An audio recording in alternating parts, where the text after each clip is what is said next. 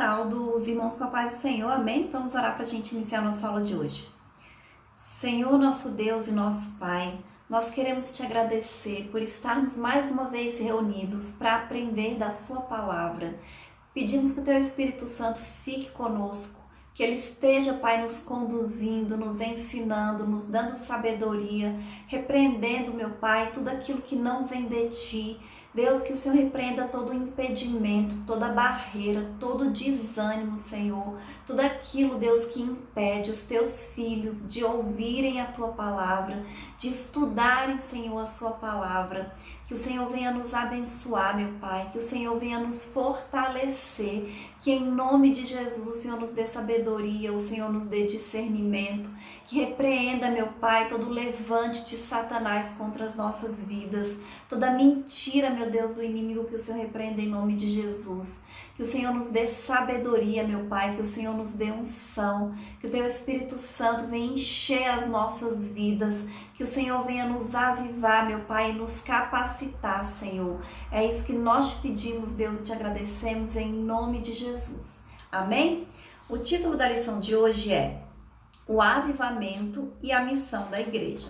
Nós vamos fazer a leitura bíblica que está em Marcos, capítulo 16, do versículo 14 ao 20, que diz assim: Finalmente apareceu aos 11, estando eles assentados juntamente, e lançou-lhes em rosto a sua incredulidade e dureza de coração, por não haverem crido nos que o tinham visto já ressuscitado. E disse-lhes: Ide por todo o mundo, pregai o evangelho a toda criatura. Quem crer e for batizado será salvo, mas quem não crer será condenado. E estes sinais seguirão aos que crerem. Em meu nome expulsarão demônios, falarão novas línguas, pegarão nas serpentes, e se beberem alguma coisa mortífera, não lhes fará mal dano algum. Imporão as mãos sobre os enfermos e os curarão. Ora, o Senhor, depois de lhes ter falado, foi recebido no céu e assentou-se à direita de Deus. E eles, tendo partido, pregaram por todas as partes, cooperando com eles o Senhor e confirmando a palavra com os sinais que se seguiram. Amém? Então, aqui no iniciozinho do primeiro versículo que nós lemos, ele falava assim: finalmente apareceu aos 11. Por quê? Porque antes disso, a primeira pessoa que Jesus apareceu logo após ter ressuscitado foi para Maria Madalena, e ela contou para os discípulos que Jesus tinha ressuscitado, mas eles não acreditaram. Depois, Jesus aparece para 2 discípulos no caminho de Emaús, e esses 2 discípulos também voltam, conta para os outros discípulos, e eles também não acreditam. Até que finalmente Jesus aparece para os 11 e se revela. Por quê? Porque depois que Jesus morreu, os discípulos, eles ficaram reunidos como se eles estivessem escondidos, porque eles estavam com medo da perseguição, do que podia acontecer com eles. Eles imaginavam que Jesus, ele viria como um líder, um rei, que ia libertar o povo daquele momento difícil que eles estavam vivendo ali junto aos romanos. E Jesus inicia o seu ministério junto aos seus discípulos, realizando milagres. E a todo momento eles imaginavam que Jesus ia livrar o povo de Israel dessa situação difícil que estava acontecendo. Só que quando Jesus veio pela primeira vez, não foi nada disso que aconteceu. Jesus veio como um servo, ele serviu as pessoas, ele ensinou, ele deu a sua própria vida. Foi assim que ele nos libertou, Ele entregou a vida dele para que nós tivéssemos salvação e vida eterna. E antes mesmo de Jesus morrer, ele já tinha falado para os discípulos que ele ia morrer e que ele ia ressuscitar ao 3º dia. Só que quando Jesus morreu, eles parece que esqueceram tudo. Eles ficaram tão tristes, tão desanimados, que eles não se lembraram daquilo que Jesus havia dito, e não acreditaram que Jesus iria ressuscitar ao 3º dia. E depois que Jesus ressuscita, ele dá 2 orientações, na verdade 2 mandamentos, 2 ordenanças para os seus discípulos. Primeiro, que era para eles irem e pregarem o evangelho para toda a criatura, para eles irem por todo o mundo e pregarem o evangelho para toda a criatura. Então esse é um mandamento. E o outro ordenança que ele deu para os seus discípulos foi que eles ficassem reunidos em Jerusalém até que do alto eles fossem revestidos de poder. Por quê? O Senhor deu para os seus discípulos a missão de serem missionários, de pregarem o evangelho, mas para isso eles precisavam ser revestidos pelo Espírito Santo de Deus. E aí foi isso que eles fizeram. Eles ficaram reunidos em Jerusalém, foram cheios pelo Espírito Santo de Deus e depois disso eles começaram a pregar o evangelho a toda criatura.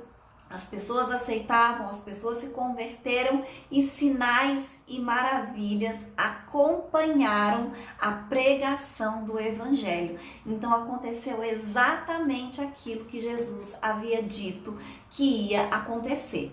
Então nós sabemos que depois que os discípulos receberam o Espírito Santo, eles nunca mais foram os mesmos. E a igreja cresceu de maneira extraordinária e sobrenatural. O primeiro tópico da lição, ele fala assim: o avivamento após a ressurreição, o desânimo dos discípulos. Então, como eu disse, assim que Jesus morreu, os discípulos, eles ficaram muito tristes. Eles ficaram muito abatidos. A fé deles foi profundamente abalada. Por quê? Como eu disse, eles imaginavam que Jesus ia, se manifestar como um líder militar, ele ia ser o rei aqui nessa terra, aqui nesse mundo, e não esperavam em momento algum que Jesus morresse, ainda mais da maneira que foi. E também foi muito rápido.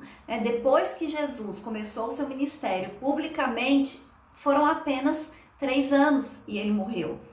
Então os discípulos, eles ficaram como se estivessem deprimidos. E aqui a gente vê que Jesus, ele vem para essas pessoas que estão tristes, que estão abatidas, que estão deprimidas. Jesus, ele se manifesta para essas pessoas também. Os discípulos estavam totalmente desanimados, eles estavam com a sua fé abalada. Eles tinham voltado para suas profissões anteriores, alguns já tinham voltado para pescar. Esses 2 discípulos que estavam a caminho de Emaús, provavelmente eles estavam voltando para sua casa, para sua terra, porque eles já tinham perdido a esperança, porque Jesus morreu, o que eles iam continuar fazendo ali em Jerusalém, já que eles não eram dali. Então, eles estavam completamente abatidos e desanimados. E Jesus aparece, e Jesus anima. Diz que quando eles viram Jesus, quando Jesus se revelou, o coração deles começou a queimar. Então, nós não podemos perder as nossas esperanças, O Senhor Jesus, ele vem para todos, inclusive para aqueles que estão desanimados, com a sua fé abalada, que estão até pensando em abandonar a sua fé. Amém? E aí o próximo subtópico, ele fala assim: a aparição de Jesus aos discípulos. Então, como eu disse, primeiro Jesus apareceu para Maria Madalena, depois ele apareceu para os 2 discípulos que estavam a caminho de Emaús, e depois diz aqui que ele apareceu aos 11 que estavam ali reunidos. Então aqueles homens estavam todos juntos, todos reunidos numa casa, no mesmo local, e eles estavam tristes, abatidos e desanimados, porque eles tinham perdido completamente a sua fé e a sua esperança, já que Jesus havia sido morto e crucificado, que naquela época era a morte mais vergonhosa que podia existir. E na verdade, eles viram aquilo também como uma grande injustiça. Ele não tinha feito nada de errado. Ele não tinha cometido nenhum pecado. Ele não tinha desobedecido nenhuma lei. E mesmo assim, ele foi preso, ele foi humilhado e ele foi morto na cruz junto com outros bandidos. Então, muitas vezes, nós ficamos abatidos, nós ficamos desanimados por conta de injustiças que acontecem. E eu imagino que eles devem ter imaginado, mas como é que isso pode ter acontecido com Jesus? Ele é o Messias, ele é o Filho de Deus. Então, se tudo isso aconteceu com ele, provavelmente eles começaram a duvidar até que Jesus realmente fosse o Messias e fosse o Filho de Deus. E quando Jesus aparece, primeiro eles pensam que é um espírito. E depois que Jesus mostra as suas mãos e os seus pés, né, que estão com as marcas ali da cruz, eles de fato acreditam que aquele ali é Jesus, que ele realmente ressuscitou. E aí eles têm mais uma vez a convicção e a certeza que ele é sim o Messias, o Filho de Deus que ressuscitou. E aí que eles passaram a entender realmente a missão e o que Jesus falava para eles, né, a respeito da morte e da ressurreição.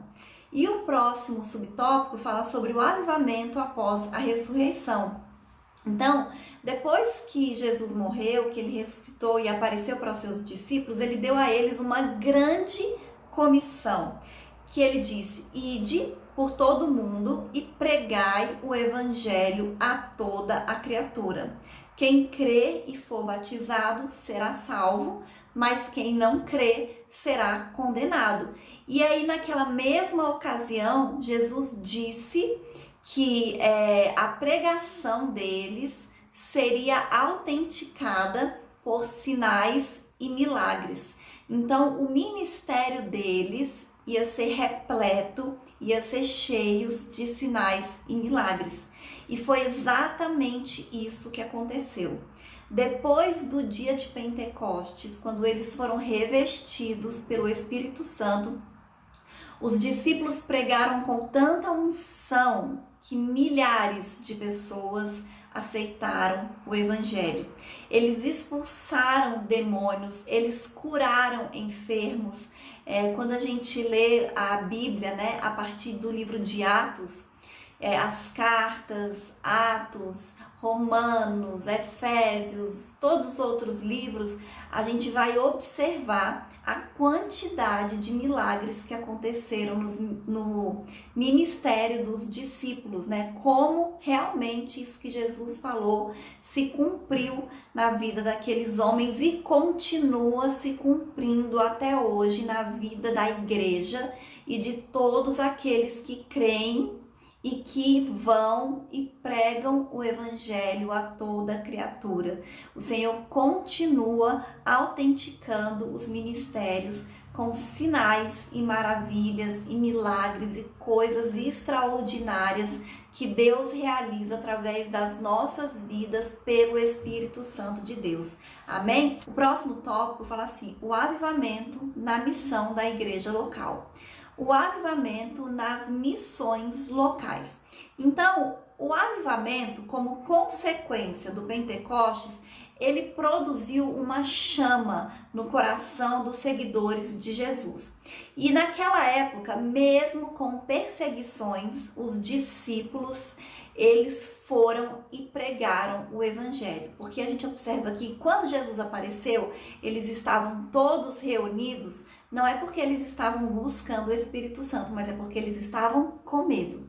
Depois que Jesus aparece, eles começam a buscar o Espírito Santo. Porque quando Jesus ressuscitou, ele ficou por 40 dias aqui na terra, até que ele ascendeu aos céus. E nesses 40 dias, né, ele passou ali com os seus discípulos, ensinando, realizando milagres também, né, e diversas coisas. E aí depois disso, os discípulos eles ficaram reunidos novamente, só que agora eles não estavam mais com medo, eles estavam buscando o Espírito Santo.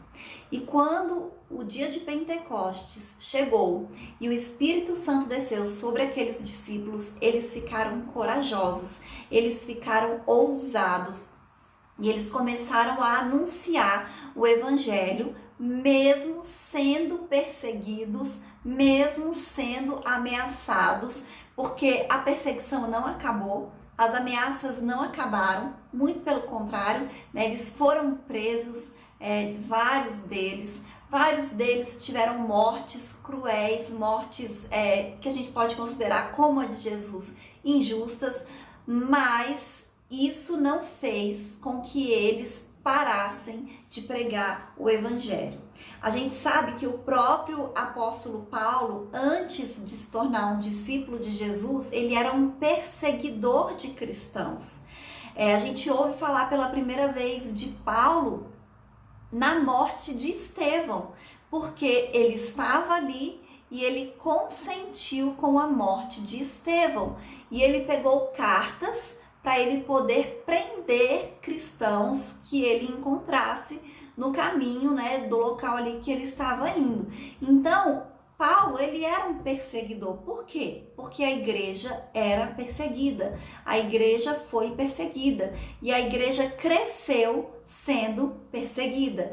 Então, eles viajavam, eles iam para lugares, iam para outras cidades, para outros países, sempre pregando o evangelho e os sinais e maravilhas acontecendo e pessoas aceitando a Cristo, e a igreja foi crescendo dessa maneira.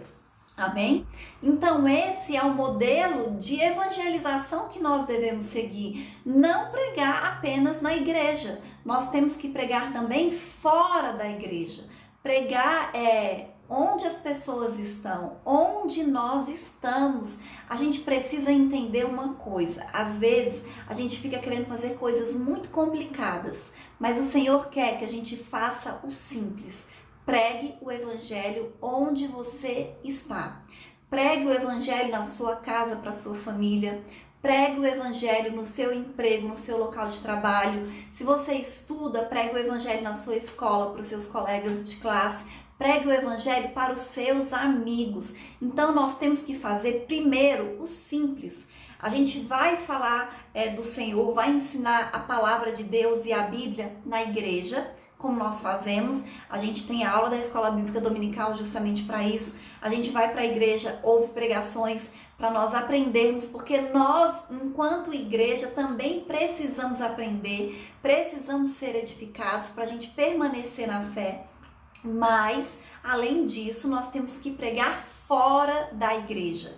E como eu disse, muitas vezes a gente não sabe o que fazer nem como fazer, a gente fica pensando que tem que ser algo complicado, mas a gente precisa fazer o simples primeiro.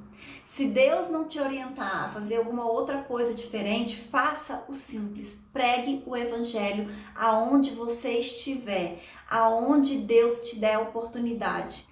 A gente convive com pessoas todos os dias, o dia inteiro. Você vai na padaria, você vai no mercado, você vai na academia, você anda de ônibus. Em todos esses lugares, você tem que estar atento às oportunidades de falar de Jesus. Isso é pregar o evangelho a toda criatura. Essa é a missão local. É você pregar o evangelho aonde você está. Amém? O outro subitem fala sobre o avivamento nas missões regionais. O que são essas missões regionais? Nós sabemos que existem as grandes cidades, né, como por exemplo essa que nós vivemos, que é a nossa igreja, que fica em Taguatinga, no Distrito Federal, que é uma cidade grande. E aqui nós temos diversas outras cidades grandes também, mas existem cidades nos interiores, nos municípios, que às vezes são apenas regiões, às vezes são povoados, e nesses locais muitas vezes é carente de igreja. Não existe uma igreja ali aberta e as pessoas, elas não têm aonde congregar, elas não têm aonde frequentar, ouvir a palavra de Deus. É lógico que hoje, com a internet, as pessoas acabam tendo acesso, né, através da internet mesmo. No YouTube, a gente sabe que tem muitas igrejas que têm as suas pregações postadas. Como a nossa igreja, né, a gente continua gravando os cultos e a gente sempre coloca no canal do YouTube. E muitas igrejas, elas fazem isso também. Eu acredito que a maioria das igrejas hoje em dia. Então isso dá um acesso a pessoas que estão em cidades menores, em povoados. Mas mesmo assim, elas muitas vezes não têm a oportunidade de frequentarem uma igreja fisicamente, que é tão importante, né? A gente sempre fala isso, da importância de congregar, porque você tem comunhão com os irmãos, você consegue conhecer as pessoas, se aproximar. É importante a gente congregar. É por isso que existem, né, os missionários. O Senhor levantou, o Senhor preparou missionários. E existem igrejas, como por exemplo a Assembleia de Deus, que ela envia missionários para essas cidades pequenas, para esses povoados, para eles se estabelecerem ali e criarem um ponto de pregação. Às vezes não começa com uma igreja, mas às vezes no próprio lar, na própria casa da pessoa, e ali começa a reunir pessoas como se fosse uma célula, né? Tem muitas igrejas que têm células, então começa a reunir pessoas. E a nossa igreja mesmo, ela nasceu assim. A gente realizava o culto, né, lá em casa, na casa do pastor Pedro, da missionária irmã Zélia, e a gente sempre ali aqueles cultos na sexta-feira, e aí foi aumentando a quantidade de pessoas, e por um tempo também a gente realizava o culto no colégio, né? E aí até que um dia a gente abriu a igreja e estamos aí até hoje. Então é isso que acontece nessas cidades pequenas, né? Esses missionários regionais, eles começam um ponto de pregação em uma casa, e aí ali eles vão pregando o evangelho, ganhando almas para o Senhor, e acabam, né, construindo, edificando ali uma igreja. E isso é uma bênção, porque aí as pessoas elas vão ter onde congregar, vão ter a oportunidade de terem comunhão uns com os outros, né? E é completamente diferente. O outro tópico, ele fala assim: o avivamento e as missões transculturais. Em Atos, capítulo 1, versículo 8, diz assim: recebereis a virtude do Espírito Santo que há de vir sobre vós, e ser-me-eis testemunhas, tanto em Jerusalém, como em toda a Judéia e Samaria, e até os confins da terra.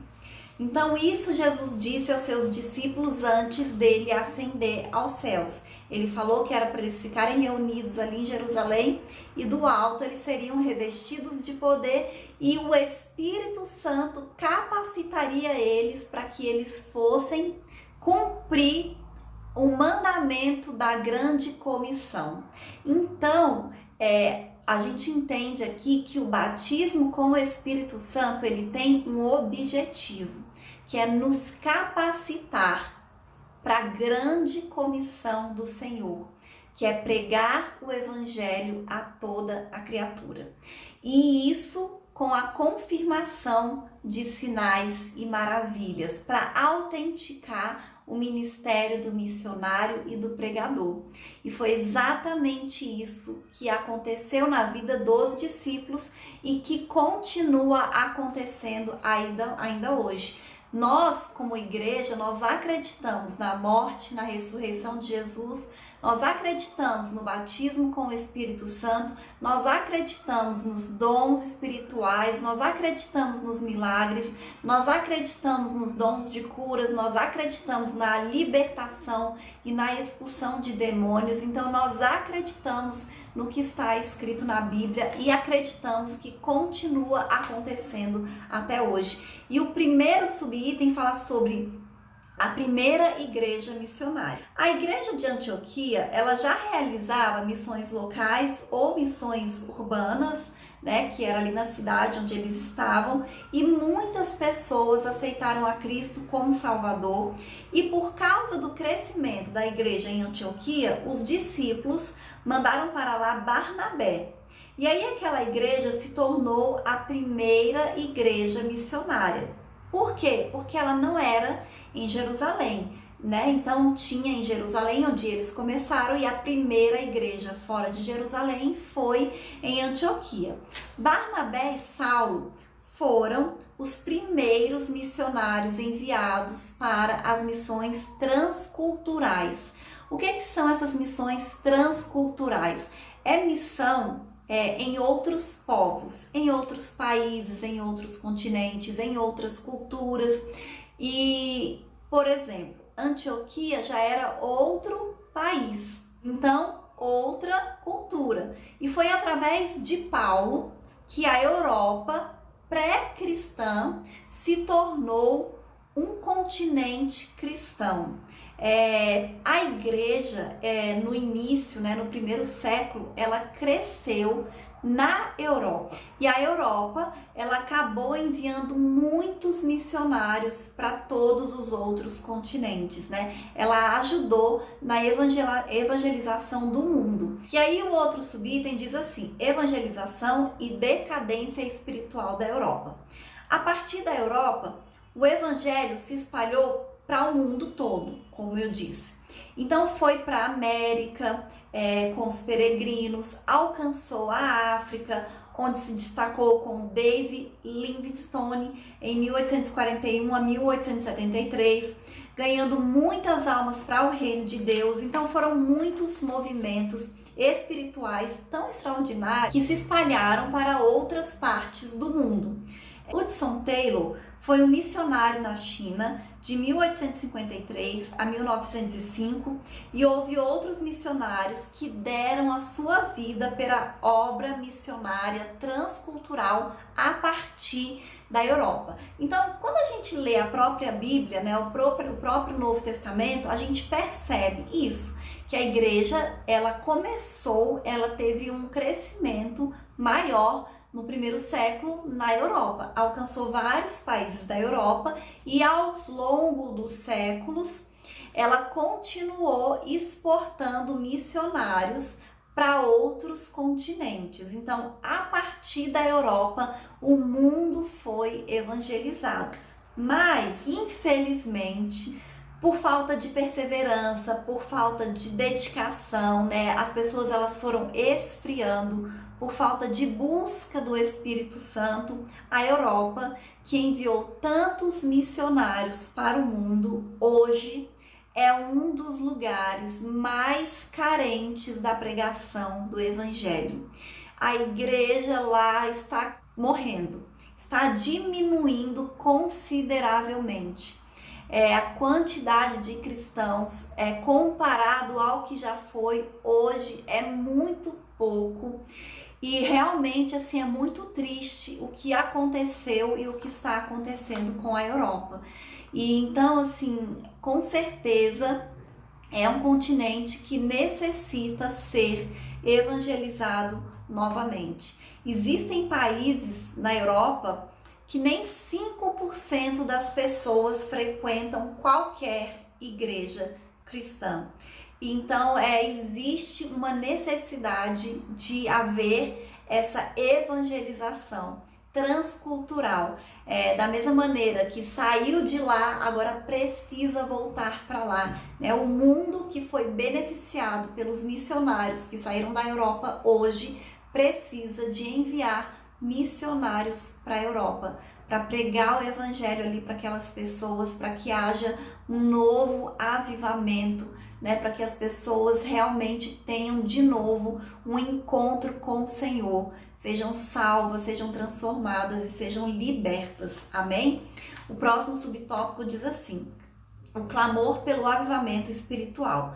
As missões transculturais são atividades missionárias que cumprem a última etapa da missão da igreja, que é até os confins da terra.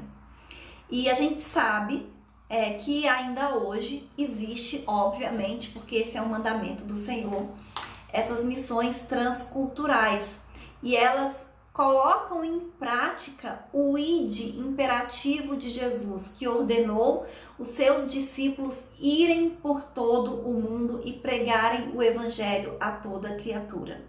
E a gente continua vendo que ainda hoje existem missionários cheios do Espírito Santo de Deus que arriscam e que entregam a sua própria vida para poder pregar o evangelho para toda criatura, para povos que ainda não foram alcançados, para tentar entrar em lugares onde é proibido a pregação do evangelho, como por exemplo a Coreia do Norte. O cristianismo, ele tem a ver com liberdade, com direitos humanos.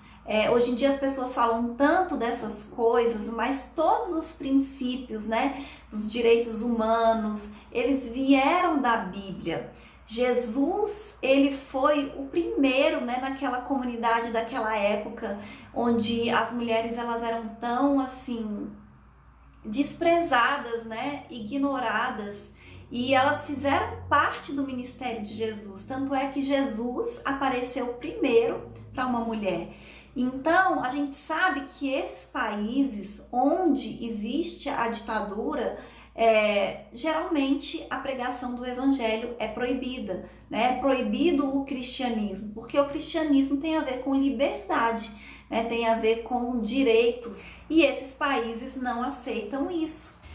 Então, esse objetivo missionário, esse idus, ele só pode ser alcançado se houver um avivamento espiritual, porque as pessoas elas só vão ter coragem de arriscarem as suas próprias vidas para pregar o evangelho se elas estiverem cheias do Espírito Santo de Deus.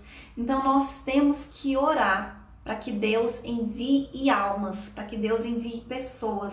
Nós temos que orar pelo mundo, né, para que Deus quebre as correntes, quebre as cadeias, quebre esses impedimentos e abra as portas desses países, né, onde o evangelho é proibido de entrar. E nós, como cristãos, nós não fomos chamados apenas para ser membro da igreja, né? Porque a pregação do evangelho, esse ide de Jesus, ele é para todos.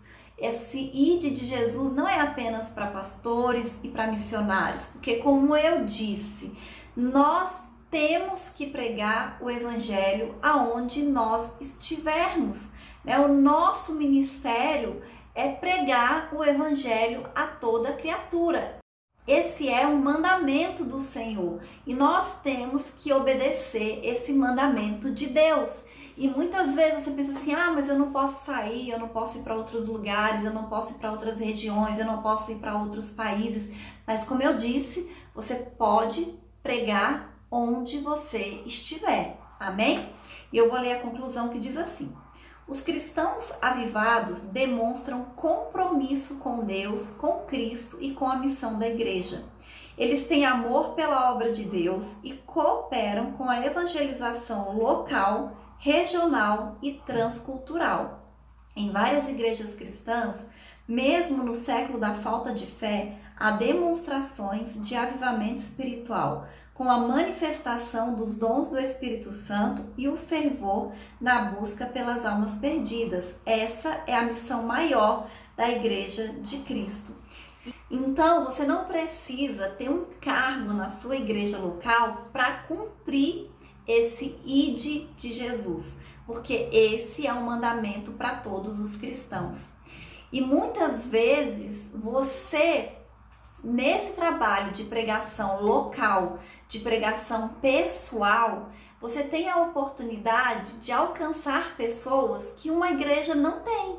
Porque a gente sabe que tem gente que ela nunca vai entrar em uma igreja, mas você tem acesso a essa pessoa. Então você pode falar de Jesus para ela, você pode orar por ela. Se ela estiver passando por uma dificuldade, você pode oferecer uma ajuda, uma oração. E tudo isso, a pessoa, ela vai vendo Jesus na sua vida. E isso vai fazer com que ela aceite Jesus, que ela queira Jesus como seu Salvador. Então, essa pregação local, essa pregação pessoal, ela é tão importante quanto a pregação transcultural. Essas pessoas que vão para outros países, para outras culturas, para outros povos, para outras nações. Então, nós precisamos fazer a nossa parte. E quando você prega o evangelho para uma pessoa e essa uma pessoa aceita a Cristo, você percebe que é uma corrente? Então essa pessoa vai aceitar a Cristo, essa pessoa vai receber o Espírito Santo de Deus na vida dela, essa pessoa vai ser avivada e ela vai ter o desejo também e a missão de pregar o evangelho para outras pessoas. E aí, através dessa uma pessoa que você falou de Jesus e que aceitou, ela vai falar para outras pessoas e outras pessoas vão aceitar Jesus. essa pessoa também vai abandonar uma vida de pecado. Então vai ser uma transformação, não só na vida dela, mas na vida da sociedade. Então, uma alma se rendendo aos pés do Senhor causa uma transformação e uma corrente, né, de novas vidas para Cristo muito grande. Então, nós como cristãos, nós como igreja, nós temos essa missão pessoal de pregar o evangelho para toda criatura. E como eu disse, não precisa ser complicado. Você vai pregar aonde você estiver, para quem você tiver oportunidade, porque é isso que o Senhor quer de nós. Amém? E essa é a lição de hoje e até a próxima aula em nome de Jesus.